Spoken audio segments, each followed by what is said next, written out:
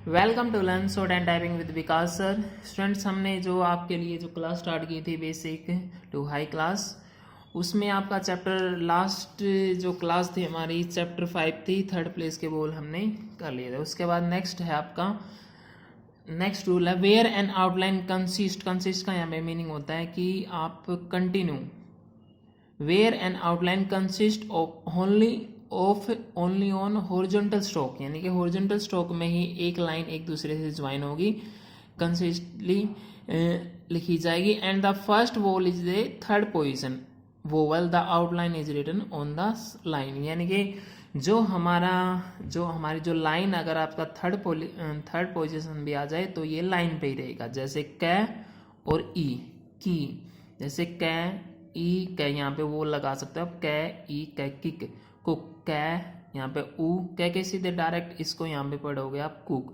लेकिन आपको बनाना ऐसे ही है जैसे आप बनाते हो। जैसे ये कुक हमने लिखा है यहाँ पे ऐसे कै और कै, उसके बाद ऐसे कुछ बच्चे ऐसे होते हैं सीधा ही बना देते हैं, लेकिन नहीं, आपको ऐसे नहीं बनाना, कै और कै ऐसे बनाना है।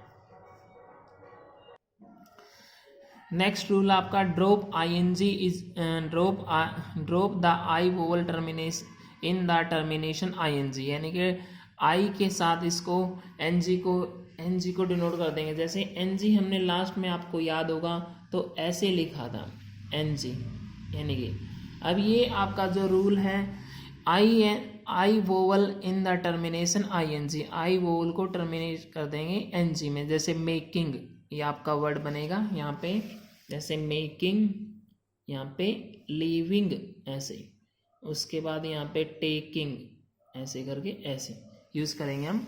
उसके बाद ये आपकी शॉर्ट फॉर्म्स हैं डिफरेंट और डिफरेंस। डिफरेंट और डिफरेंट को एक जैसे ही लिखेंगे हम, सेंस के अनुसार हम देख सकते हैं क्या आएगा, विश, पुट, टू बी। आपको अगर आपने नोटिस किया होगा जो आपके ये थर्ड प्लेस के वोवल है विश, ई की साउंड आ, टू बी, पुट, ई ऊ की साउंड आ रखी है, ये ओ, ये इसमें डिफरेंट है।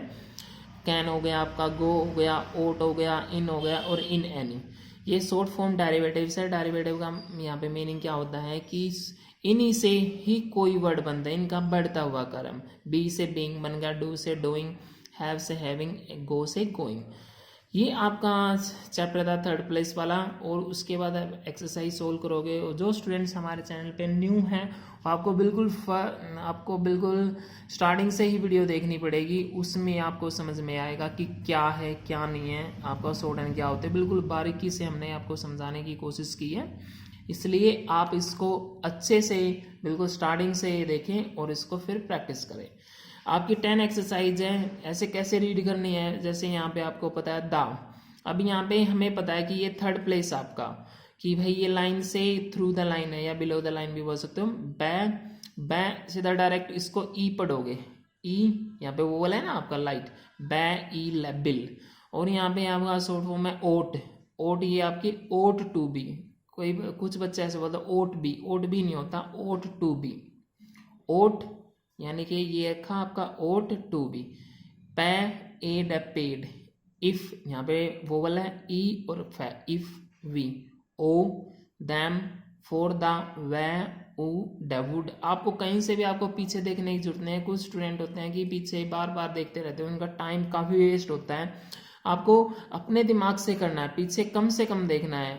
ऐसे बिल्कुल ऐसे ही जैसे मैं है आपका, बिल्कुल बारीकी से देखना है। जैसे आपको ये नहीं आता मैं, आप सेकंड प्लेस के वोवल देखो, मैं के बाद ए और वी, मे वी, से और ई, शी दा, बै ऊ कै बुक। अगर आपको वोवल अच्छी तरह से याद नहीं हो रहे तो वोवल को आप, जैसे 12 वोवल हैं हमारे, उसको आप अपनी कॉपी में एक दिन में 2 बार लिख के देखिए, फिर नेक्स्ट डे लिखिए, फिर नेक्स्ट डे, यानी कि वीक में 4 टाइम्स लिखिए। आपको बिल्कुल अच्छी तरह से याद हो जाएंगे। ये आपके 10 एक्सरसाइज है, 10 यानी कि 11 भी है आपकी। और नेक्स्ट आपका ये आपका 12 एक्सरसाइज, ये आप देख सकते हैं। आपको हमने आप लोगों को बता रखा है कि आपको प्रैक्टिस कैसे करनी है, बिल्कुल बारीकी से अच्छे से। तो आप इसको ध्यान से देखिए बिल्कुल। और जो आपको वर्ड नहीं आते उस पर सर्कल कर लीजिएगा, जिस टाइम नहीं आते तो उसके नेक्स्ट टाइम आप उसको देखेंगे बिल्कुल अच्छी तरह से, फिर वो आपको आ जाएंगे। जो नहीं आता आप उसको सर्कल करके फिर दोबारा से सोचिए, सोचने के बाद इसको आप फिर लिखिए। चलिए हम कल अपनी नेक्स्ट क्लास में मिलते हैं आपकी चैप्टर 6 में। चैप्टर 6 में क्या है क्या नहीं है बिल्कुल अच्छे से आपको समझाएंगे। Thank you very much.